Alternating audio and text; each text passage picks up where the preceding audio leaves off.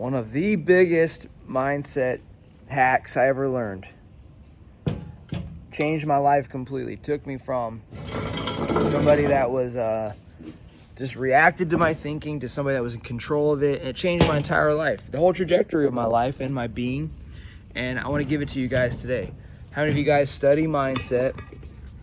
You love, you know, not just love, you know that mindset is like the key to everything, you know? How you think about something determines how you perform, you know, how you show up. So I'm going to teach you guys one of the biggest mindset shifts that helped me over the years and changed my life tremendously that I picked up by watching some of the baddest people on the planet, which are operators, okay? And then also athletes, high-level athletes, Army Rangers, ultra endurance athletes that run 50, 100 milers regularly. And also, I had this mentor that, well, I'll save that story for another time. But the bottom line is that when I was a kid, how many of you guys had a situation like this where you quit something and it absolutely sucks? You know, I tried to quit baseball when I was like 7 years old or something, like T-ball. And I remember that the guy that was the coach, he hit these ground balls and one popped up off the ground and it hit me in the face and I wanted to quit. And I remember telling my mom that I wanted to quit the season. She said I could quit, but only after the season was done. Epic. Hey, enough. Hey. Damn, dude. He's getting hyped over there. Leave it. So, if you guys are new to the channel, I'm Jeremiah Sullivan. I was a quitter in life, and I tried to be a quitter when I was 7, and then also later on in life, and then I turned into top 1%er. Turned my whole life around. Became an Army Ranger, infantry officer, commander. And I'll tell you, I've been running my business for the last 6 years, and I'm in a season right now where I'm just grinding it out. And it's like extremely mentally tough to just be in the situation that I'm currently in. I'm using all my mindset tools, all my strategies, all my tactics on productivity. And today what I do is I help high achievers win. I help entrepreneurs win. I do executive coaching, personal development coaching, life coaching. But anyway, let's just dive in. So the biggest lesson that I learned over the years is I learned how to control my thinking, learn how to control my inner self-talk. Most people are victims to their self-talk. They have no control over it. They just talk shit to themselves all day. They think that they hear those words inside of their mind that I am a quitter, or I'm a loser, or I suck, or I'm worthless, and they believe it.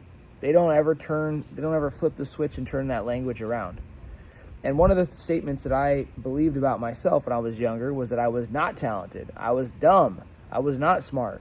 I was destined to be just an average or a loser, an average person or a loser in life. I had negative self-talk, and my performance reflected my negative self-talk. You know, I remember, never applying myself to stuff like reading and in your life, your actions are going to follow your words. Okay, how you talk to yourself determines how you show up.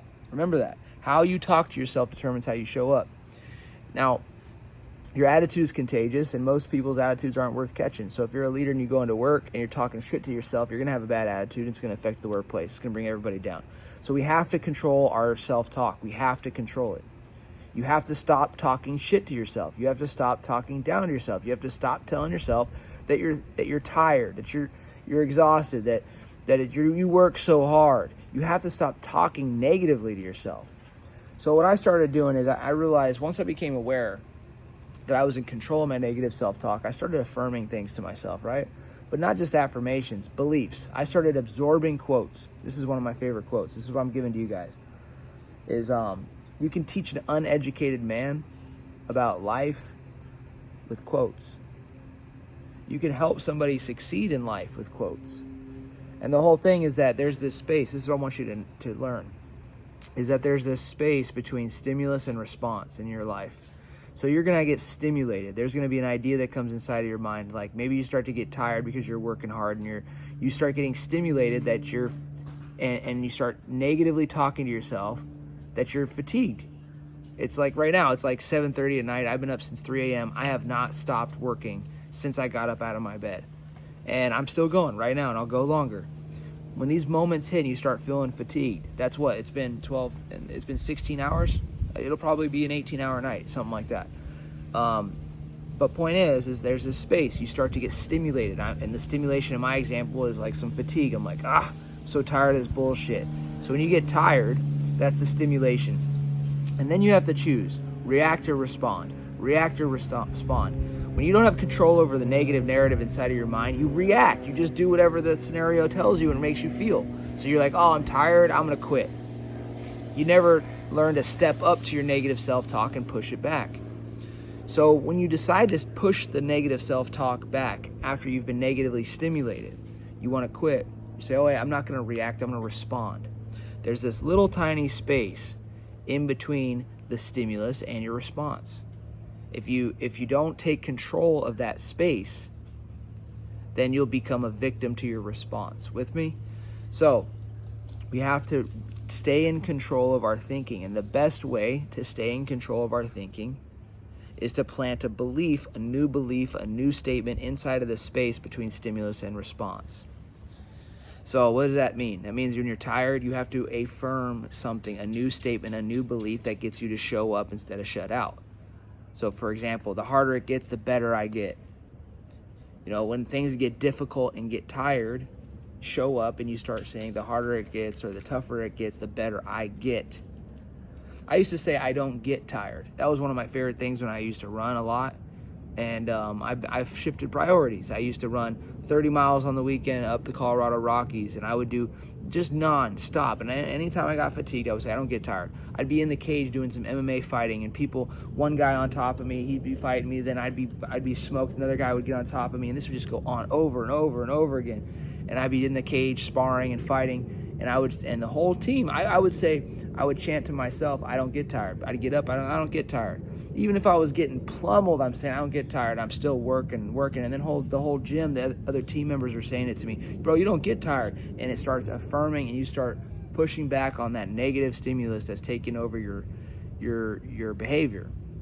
So the whole point is that you can teach an uneducated man about life and success with quotes, and that if you want to overcome the negative narrative inside of your mind, you have to take control of the space in between stimulus and response.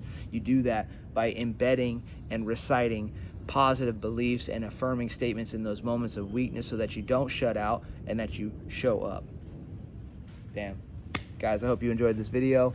Share it with a friend, somebody that needs some help with some mindset. I'll drop my links for my Discipline Advantage, my coaching, all that stuff down below if you need some help staying primed, being a top performer, and getting in the best shape of your life, changing your life. Check out the stuff down below. I'll see you guys in the next video. Conquer all.